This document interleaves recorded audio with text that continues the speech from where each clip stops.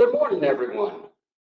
Thank you for joining us for the impact of COVID-19 on Virginia's housing market, conditions and outlook with Virginia Realtors Chief Economist, Dr. Lisa Sturtevant.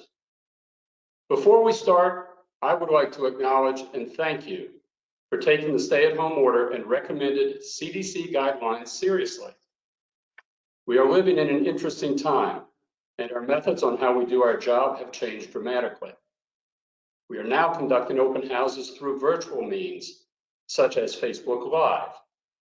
If we have an in-person meeting, we abide by the 6-foot social distancing and ensure everyone is equipped with a mask and gloves. If we show a house to clients, we make sure to supply plenty of hand sanitizer, soap, and antibacterial wipes. These precautions are just another way we show our clients and the public that we are professional. With so many changes occurring in our personal and professional lives, CAR wants to prepare you with as much knowledge and information as possible so you remain a relevant resource for clients, even during this pandemic.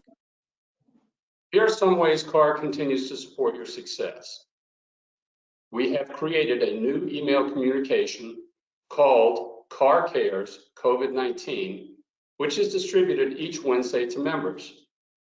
It highlights our community's response to COVID-19, and its goal is to promote our members' health and success.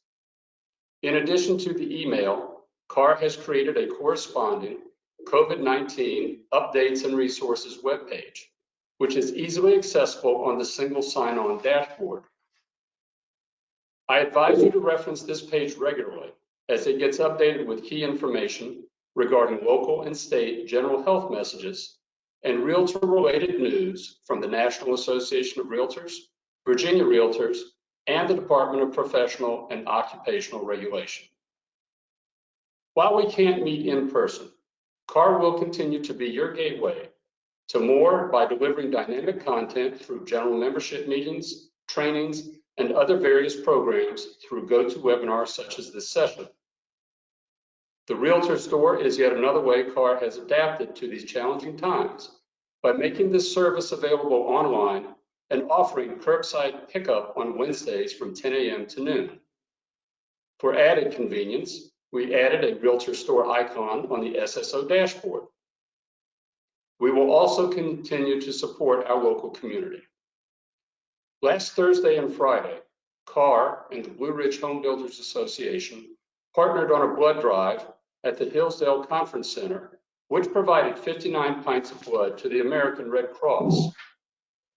Based on this success, CAR and the Blue Ridge Home Builders Association are promoting another blood drive on May 14th and 15th. To make an appointment to donate, please visit the American Red Cross website. While CAR delivers local updates, Virginia Realtors is working hard to provide you statewide updates and resources regarding the impact of the coronavirus on your business and industry. Now for the reason we are all logged on. Our featured speaker, Dr. Lisa Sturtevant, Virginia Realtors Chief Economist, is joining us today to cover the economic conditions made by the virus and to provide an outlook so you can adjust and better prepare your business plan to assist clients. She and the VR team have been closely tracking the impact of the virus on our housing market since we began our stay-at-home orders issued by the Governor of Virginia in mid-March. Before she begins, we want to review a few housekeeping items. Lisa has encouraged a question and answer session following her presentation. To submit your questions for her to address, please use the chat box in the upper right-hand corner of your screen. If you are able, please note the slide title is part of your question so Lisa can better address your question. Our Q&A session starts after Dr. Sturtevant's presentation, and it will be facilitated by Rachel Foster. Many of you may remember Rachel's recent facilitation of our MLS Clear Cooperation webinar. We are glad to have her expertise as part of today's program. A recording of today's event and a copy of Lisa's PowerPoint presentation will be available to view on CAR's COVID-19 Updates and Resources webpage. And now I would like to introduce Dr. Lisa Sturtevant, Virginia Realtors Chief Economist. Dr. Sturdivant provides a great service to our members with the research she makes available. Her years of working in various research capacities in combination with her undergraduate degrees in math and economics, along with her doctorate degree in public policy, make her perfect for the mission of keeping our members informed. You will see her work in blogs, in the monthly home sales reports, and in many informational videos. Lisa, welcome, and I thank you for offering this complimentary and informative session for our members. Of course, thank you so much. I am really excited to be here and have a chance to talk with you. As always, I wish that I had a chance to be with you in person, but I'm really looking forward to a time when we'll all be able to be together in person to talk about what's going on in the market and the economy. But I would like to thank CAR for having the opportunity for me to come and join you virtually like this. And it's been really, really great to have a chance to get out and talk with folks. I'm going to share a lot of data and a lot of analysis around some of the trends we're seeing in the economy and the housing market. But what's most interesting to me and really helpful is to hear from you all about what you're seeing on the ground. So in that Q&A period, I really hope, obviously if you have questions, please feel free, but also love to hear if what you're seeing on the ground sort of matches what, what I'm able to see in the data. So let's get started. I think one of the, sort of main questions we're asking ourselves is, what have been and what will continue to be the economic and housing market impacts of COVID-19 here in Virginia and in Charlottesville in particular? What's the forecast? And, there are certainly some dark clouds. We've seen GDP decline in the first quarter of 2020. The Department of Labor released the latest job data this morning, and the economy lost another 20 million jobs in April, which is the biggest loss that we've seen since the Great Depression. It's very huge numbers. We are also continue to be under the governor's stay-at-home directive, as was mentioned. This is a really important way to flatten the curve and to mitigate the public health risks associated with the coronavirus. But it does mean that a lot of us are at home for a long time and we're not out doing our normal things. And then, maybe even the biggest is not an economic cloud, but rather the sort of psychological uncertainty that we're all, a lot of us are under. But I did want to spend some time on some of the silver linings that we've been seeing. As you all know, we had a very strong housing market when we were going into this COVID-19 pandemic this spring. And that's really going to help us as we emerge. Real estate transactions really were ongoing, as we're going to see at least in March, largely due to the efforts made by realtors to use technology, such as Facebook Live and virtual tours, as well as to just modify business practices to comply with those social distancing requirements while still getting business done. Another silver lining is really these low mortgage rates. Rates have dropped to the lowest levels in history, and the forecast is for mortgage rates to remain really low for the rest of 2020 and into 2021. Here in Virginia, we do see job losses for sure, but some of our sectors are more insulated from those losses than others, and that will be an important part of our recovery as well. And lastly, I'm going to talk a little bit about some of the data we're seeing that suggests that buyers and sellers may have been hitting pause in March and April, but they're starting to return to many local markets. So again, I'd love to hear if that's what you're experiencing as well. So the outlook, I think, when the stay-at-home order is lifted, we're going to see a pretty big surge, I believe, in buyer and seller activity. Those folks who have, like I said, pressed pause, are going to be very eager to get back out in the market, whether it's to list their home for sale or to look for a new home. Overall, though, 2020 will likely have slower housing market numbers overall, meaning fewer transactions annually compared to a typical year. Prices are going to stay stable, though. There's no indication that we should see any big drop in prices. And then I think that everyone should get set for a really crazy 2021. I think with low rates and pent-up demand, there's just going to be a lot going on in the market. So that's just kind of an overview, but let's dive into a little bit of some of the data. And I mentioned those dark clouds. One of those pieces of information was the GDP data that were released. GDP really is a measure of the overall health of the economy, and GDP was down 4.8% in the first quarter. So that's through the end of March, which is really early in the coronavirus pandemic. Economists are predicting that GDP is going to fall by about 30% in the second quarter. And so that would really reflect a really steep and sharp decline in economic activity as businesses are reducing spending. Certainly consumers are reducing spending as they're at stay-at-home orders.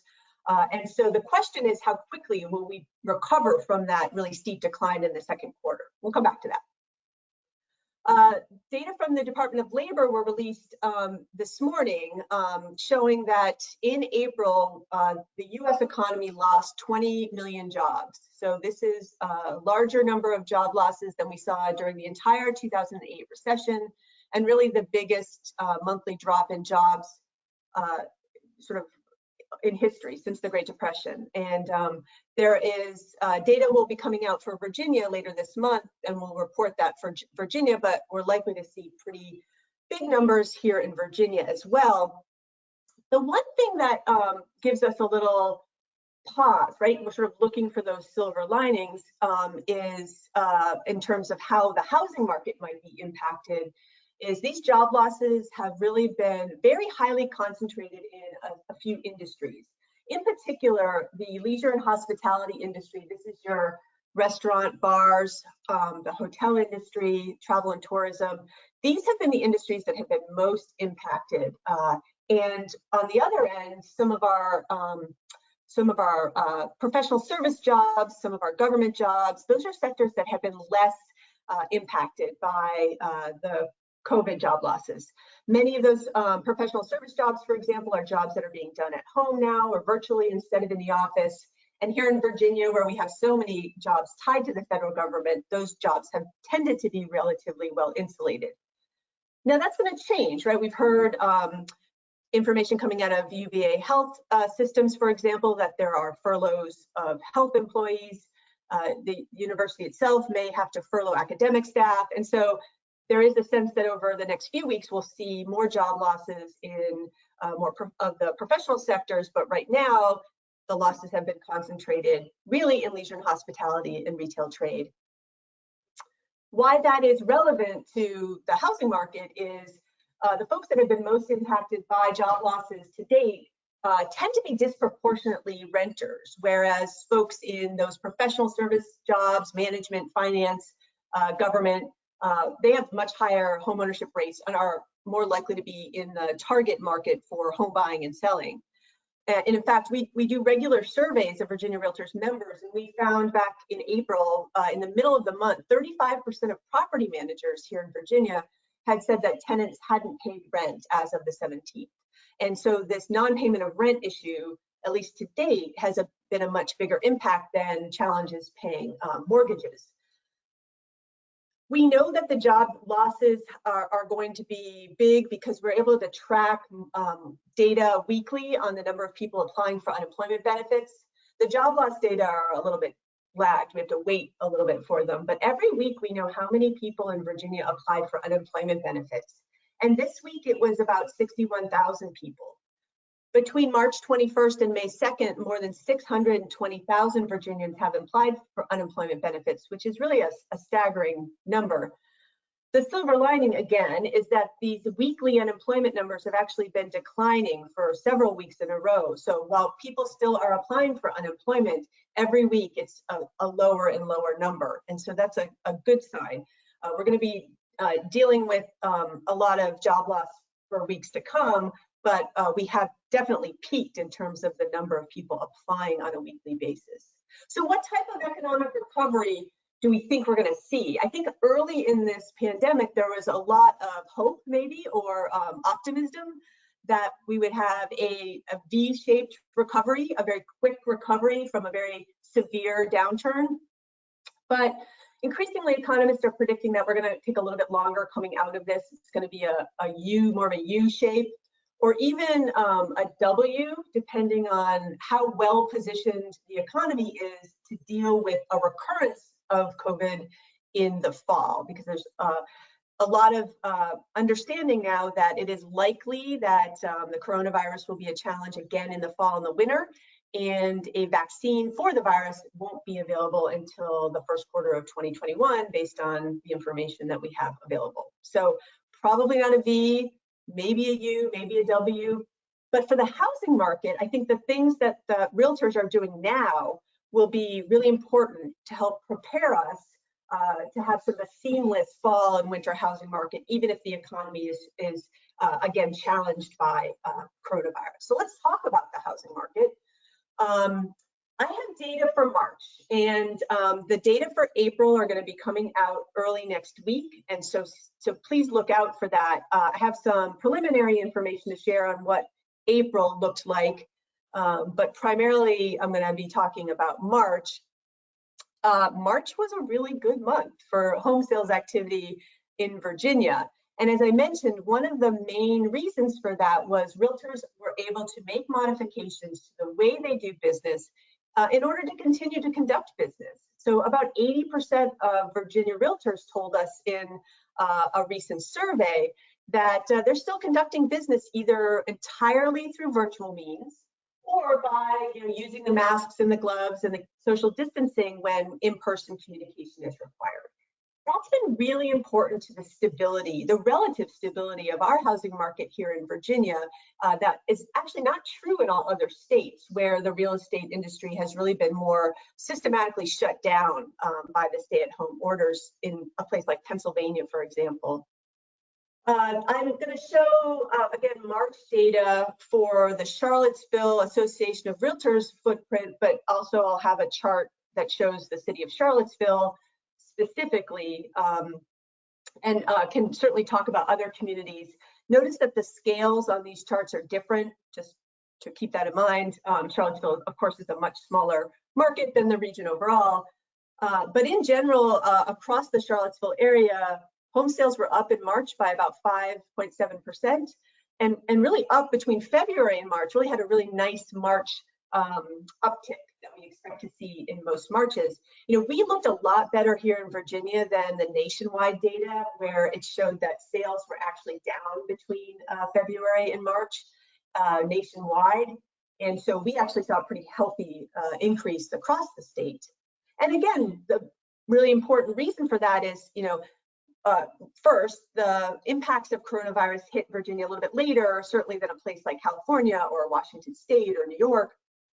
But CAR members are telling us, again, in our survey that we conduct every week, but this is from the 24th and 25th of April, that many of you are either doing transactions 100% virtually or using the masks and gloves and taking other precautions.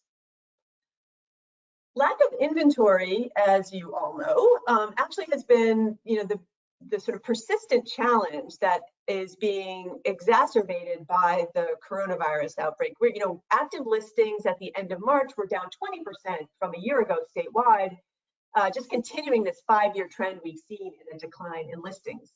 And we know that the coronavirus caused some sellers sort of to take a step back or hit pause and remove their listing from the market completely, or realtors telling us that they are postponing bringing new listings. But the silver lining, again, the sort of glimmer of sunshine, as it were, in the dark clouds, we're finding based on our surveys of realtors that those shares are going down, meaning fewer and fewer sellers are actually postponing or removing their listing, and in fact are deciding that they're beginning to feel more comfortable with the new way of doing business and are beginning to list their homes on the market. Again, that's statewide, and I'd love to hear if that's what's happening here in your market as well. This is inventory in the Charlottesville area, down 11% year over year, up a tick February to March, which is typical when homes tend to come on the market for the spring market. Again, based on the survey research, here in the Charlottesville area, realtors are saying that relatively few sellers have decided to withdraw their listings entirely in kind of end of April timeframe. But there are still a significant share that say that there's still uncertainty about listing a home for sale, and that sellers may be postponing that listing. So as I mentioned, I'm talking a lot about March. We're already in early May, and things are changing so quickly. So, really the question I know that is on everybody's minds is, what did April look like? What's May going to look like? We have some early data from both the March data on pending sales. So these are sales that went under contract in March, but hadn't closed by the end of the month. So we call them pending sales, down 11.6% in March compared to last year. And we also know from our survey research that buyers are really still delaying or postponing, putting off that home search. Again, the share of buyers that say that they're going to delay is actually going down. And you can see from the survey research that fewer members are reporting buyers delay. When we look at the sort of specific daily data at the end of March and into April, we find that the number of pending sales on a daily basis were down by about 30 to 40% in the end of March and into early April, which suggests that when we do get the April home sales numbers, we're probably going to be down about 30% in terms of the number of transactions compared to a year ago. But interestingly, when you look at that April data on a daily basis, you can see that the number of homes going under contract is actually beginning to pick up again. And so we could actually begin to see a little bit of a bounce back in May. The National Association of Realtors is projecting that home sales nationwide will be down by about 40% in the second quarter. I don't think we're going to be down by that much. I'm thinking in the second quarter, we're going to see Virginia home sales activity down between 20 and 30%, and that by the summer, we're going to start to see a steady kind of uptick in home sales activity. Pending sales were down here in the Charlottesville area as well, although the number of pendings were up in March compared to February. That's a big deal. In the nationwide data, the February to March change was a negative 20%, meaning March, which typically is a more active month because it's the spring, really took a tumble in March in the national data. And so again, Charlottesville, as well as the state overall, really did a lot better in March, and that will help us and is sort of a sign that the second quarter is going to be a little bit better here than in other places. I don't need to tell you all this, this, but you may be getting asked questions about this. But this is not the same economic downturn that we had in 2008. In some ways, it feels much worse, and it's a little bit maybe scarier to some of us who feel very uncertain about the public health aspects of this and about the stay-at-home directives. But the reasons for the economic downturn are very different and are not tied to the housing market in the same way that we saw in 2008. In 2008, there was an oversupply. There were very loose lending requirements, subprime loans, a lot of sort of bubbles in the home prices. We don't see any of that here. And so there's no information to suggest that there'll be any major impacts on home prices here in Virginia. In fact, prices were up 8.7% in March compared to last year. But in another really interesting piece of information, again, from our survey of Virginia Realtors members, while there are buyers and sellers who are sort of expecting prices may drop. So for example, 12% of Virginia Realtors say that sellers are reducing their prices to attract buyers because of COVID. But nationwide, that share is more than double. So 24% of realtors nationwide are saying that sellers are dropping prices. Here in Virginia, about 30% of buyers are out there expecting lower prices. But nationwide, about almost 2/3 of buyers are expecting lower prices. This data suggests that prices are holding firmer here in Virginia than in other places, and that will likely continue in the weeks and months to come. Prices up in the Charlottesville area, up 12.7% on a year-over-year basis, up 3.8% from February to March. There has been some conversation around whether the coronavirus and the economic downturn may, for lack of a better word, may help some of the housing affordability challenges in high cost areas, including places like the city of Charlottesville. And while there may be some more modest price declines or flat in home values and prices, and there's not any indication that there's any sort of major decline in sales prices that should bring down the overall housing market. Sellers, again, in Charlottesville are reducing prices to attract buyers, according to the survey of about 60 car realtors responded to our survey last week. And about 31% of buyers in the region are expecting those price drops.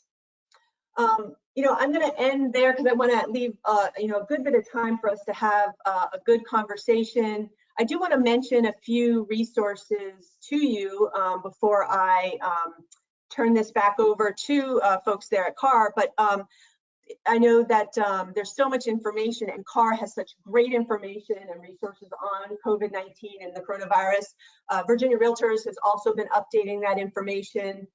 So please, use that as a reference as well.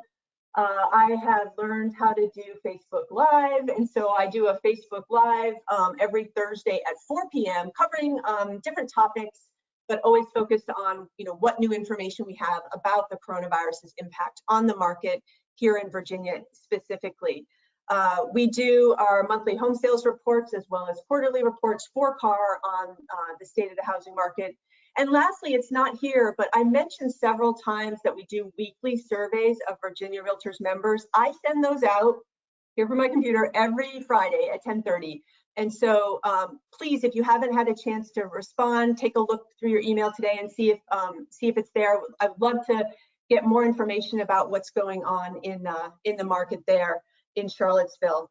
So again, I want to thank you guys for the chance to come and talk with you today. And with that, I'm going to turn this back over to the organizers. Dr. Sturdivant, thank you so much. We appreciate your time and your expertise today. We have one question for you so far, and that is, on the economic forecast slide, how will the mortgage forbearance impact the mortgage industry? So that's a great question. So, we've been hearing a lot about the mortgage forbearance program. We know that about 8% of mortgage holders have taken advantage of the forbearance sort of plan. They vary from lender to lender. One thing that I've heard is, and you all are probably among the best to give this message out is, as people are taking a look at forbearance options, it's really important to make sure that that you understand the terms of the repayment, whether it's payments tacked on to the end of the mortgage or payments that need to be paid in a balloon payment at some fixed date and time. I think it's really important to communicate that to folks. And again, I'm putting this sort of public service announcement out there that you guys can pass along. As you know this, but and the other thing is, these forbearance programs are really helpful for folks who find themselves in a really bad economic situation because of COVID. But it's not a great idea to take advantage of them if you don't really need to. There could be, we don't know yet, implications for credit scores and for future ability to secure mortgage loans. That said, one impact that the forbearance programs, I think, is going to have on our market going forward here is we're not at risk of the sort of level of foreclosure and short sale activity that we saw, for example, back in the 2008 recession. I think there was a fear that with the economic downturn being so severe that there were going to be a lot of people who weren't going to be able to pay their mortgage, and we were going to see sort of a rush of foreclosure activity and short sale activity. And so we don't see any risk of that happening. At the same time, the mortgage market, which has been super volatile for the last few weeks, seems to be getting its footing.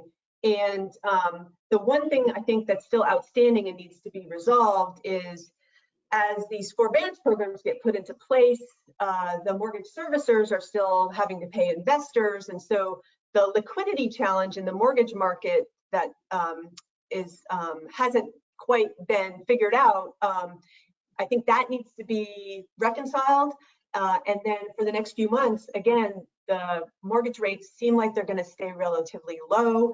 And for people who need to refinance, those rates are going to be there. And for, again, the new people who are looking to buy, new homes will be there as well. You know, again, talking about a little bit about silver linings is the home purchase mortgage applications have been down throughout March, but for 3 consecutive weeks in a row, those numbers have been up on a national basis, which again suggests that there's increased buyer activity and a real appetite to take advantage of extremely low mortgage rates.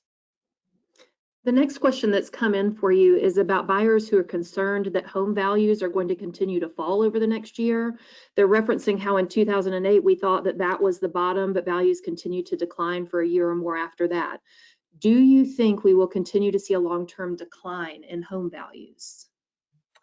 Absolutely not. And I never say things like that. I'm always like, I can't see any.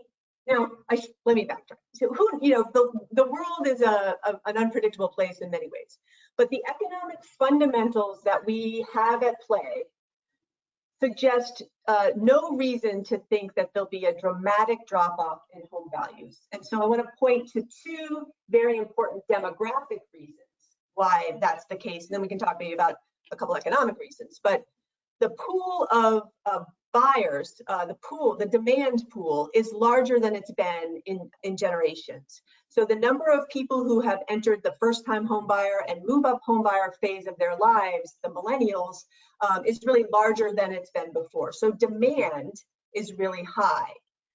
The other demographic factor that is really important to this is that on the other end, this large baby boomer population is really in control of the supply side. And they have been staying in their homes longer, which has been one of the primary causes of our drop-off in inventory. So if you guys remember your Econ 101, we've got strong demand and we've got low supply. And when you have those 2 things, the only choice is for the price of something to go up or at least not go down. And so I can't see those demographic fundamentals changing in a way that would lead to a decline in home values. I think there could be localized, I'm trying to stretch for some ideas of where we might expect values to drop. I think there are some potential for prices to drop modestly in places where there's a large vacation home and second home market. And we do know that the luxury market has been very weak, primarily we think due to the fact that many people making those luxury home purchases have seen their resources tied up in stock market losses. But overall, one thing you can sort of say you understand that people may be concerned, but given the fact that there's so much strong demand for housing from people who are, moving into that home buying age, there seems to be kind of little evidence to suggest that home values are going to drop in 2020 or certainly even after in 2021. Thank you. This next question references forbearance. Are you concerned that mortgage forbearance will result in an increase in defaults once those homeowners have to start paying those mortgages again, especially given the anticipated high unemployment rates? Yeah, so that's kind of, I alluded to that a little bit, but to be a little bit more explicit on that, I think if homeowners taking advantage of forbearance programs need to be very clear that they're not going to be dealing with a balloon payment that may come in July or August or September or in the fall when they begin to, those forbearance programs begin to kick in on their payment. Rather, the ideal forbearance program tacks those mortgage payments onto the end of the term of the mortgage. And so I think what's happening is that the federal government is watching very closely to see if the length of the forbearance opportunity is appropriate given the extent of the downturn. So what I mean by that is right now there's a certain limit on the length of the number of months for which you can forbear that loan, and it's really tied to expectations that job recovery will be back in place during that time. There is obviously, it's changing every day. We do have data that suggests that among all these job losses, about 40% of these job losses are likely to be permanent, while the other 60% of the job losses are temporary, meaning that these jobs will return and either the same workers will go back to work or new workers will take those jobs. So the question is, if, among those 40% who have permanently lost jobs, will there be an increase in default and foreclosure? And I think the short answer, which none of that was short, but the short answer is we're undoubtedly going to see a small uptick in default and foreclosure. In fact, we already have. We have to keep in mind that when we think of foreclosure, sometimes our minds often immediately go to 2008, where we had this devastating foreclosure and short sale situation. But we have foreclosures all the time. Between 1% and 2% of home loans go into foreclosure in any given year. And so I would imagine that both the default and the foreclosure rates are going to bump up, a little bit because of the economic issues. But given the fact that the government is committed to, and that the private sector is committed to working on these forbearance programs, there's no, at least at this point, there's no evidence to suggest that major default is going to be a major problem in the months to come. This next question has to do with average prices in Charlottesville and change over time. And what they ask is, how do you know whether the average price has been reduced versus maybe lower end homes are selling versus higher end? In other words, are enough homes sold in a month to know whether prices are up or down from February to March or March to April, given the range of home prices? Great question. I love a question like that. Exactly.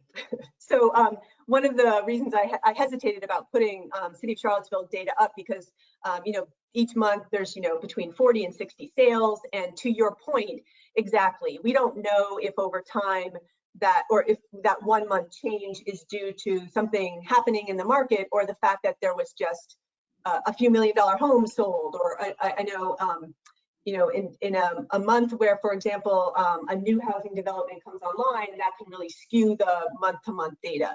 What we have been looking at is like kind of trends over the longer term, and certainly over the longer term, the home values and home prices in the city of Charlottesville have been edging up over time, and that's really the better indicator than those month-to-month stats. This next question is about mortgage applications that have increased over the last 3 weeks, and whether or not over the last 3 weeks, new purchases, or does that include refinances? So refinance activity had been a huge part of the mortgage market in March. Something like 78% of all applications for loans were for refinancing loans, and a much smaller share for home purchase. So that increase is that the home purchase loans are increasing as a share of the total, meaning that refinance activity is still quite brisk, but it is a smaller share of the overall sort of mortgage market right now. And there was a time back in March where the refinance activity was so intense that we were hearing that mortgage lenders were having to almost turn people away by raising the offered mortgage rate because they couldn't handle the pipeline that they had in terms of the refi applications. So people are still refinancing for sure, but more and more people are coming in for those purchase mortgage applications as well. How do you expect the buyer pool to be changed for first-time home buyers who have lost their jobs and therefore not able to purchase at this time? Yeah, so I think that's such a great question. I think I think things are going to change at the margins. I think overall we still have a population of first-time home buyers who will still be in the market when this we get through this. Particularly those who are in, like I mentioned, those professional and business and technical services sector, those kind of white collar jobs that tend to have higher wages. They'll still be there. They'll still have all the challenges that they had going into this, including student loan debt and so on. And so in some ways, the composition of that first-time home buyer isn't going to change all that much. But what is going to change is that there are, again, certain sectors of the economy that are going to be hit pretty hard. And so folks who are in those sectors where job losses are permanent, they may not be able to get into homeownership as fast as they thought they were going to. So what that means is you may have had a whole tranche of homes at relatively low price points that were really attractive to some families that were in incomes that were a little bit lower, and there might be some folks in that category that may not be in the market when we come back in February and March. There are going to be tons of people, I think, that will be willing to swoop in and take advantage of the fact that there may be more homes in that lower price point that might not have been available or might have been more competition for early on. So I think, like I said, I think there are going to be folks who are going to be left out, certainly, but the overall composition of the home buyer population, that first time and an early move up home buyer population, many of those folks are still going to be there, and in fact are out there right now if what I'm hearing is true. What do you think the impact of our unemployment rates right now will have on foreclosures on investment properties down the road? Well, that's a good question. Yeah, I'm not sure which way this is going to go. So I think there's a chance that, so as we know, property managers, landlords, people who maybe own one single family home, maybe a handful, and are renting them out. Many of the people who own rental property and are renting it out, they too can get a forbearance on their mortgage through the forbearance programs. But there are landlords, property managers for whom rental income is a really important part of their income, and there may be, they may find that it is, as the market returns and as the market improves, that we may see some of those investment properties come on the market as for sale units. In some ways that would be good for the for sale market because it would add to the inventory. And so I think that we may see somewhat higher foreclosure rates again for those investor properties, but there are options. Like I said, there's the forbearance options if it's a property being used as a rental property, and then there's also the opportunity to convert that to a for sale unit. One other interesting thing, just as a side note, and again, I'd love to hear if you're seeing this, is I had had someone ask me about the Airbnb and the short-term rentals.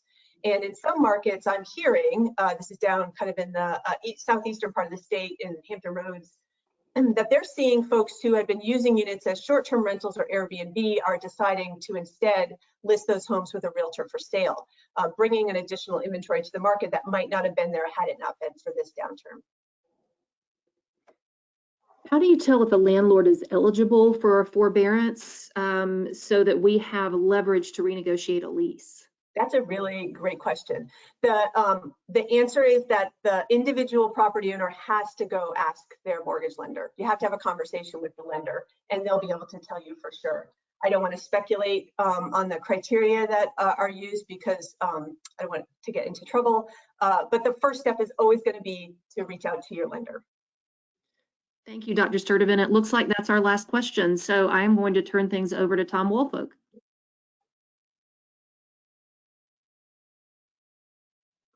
Excellent questions. Yeah, great presentation, Lisa, and the questions you guys very insightful. And Rachel, thank you for facilitating, and thanks to our audience members for your engagement today. Lisa, I want to thank you again for taking the time. This is so important to us and very, very helpful. Understanding how this pandemic will impact our economy and ultimately our real estate market is extremely important for us as we continue to help navigate our clients through this challenging time. We hope to see everyone online again for the May General Membership Meeting on Thursday, May 21st from 9 a.m. to 10:30 a.m. Featured speaker Lee Brown will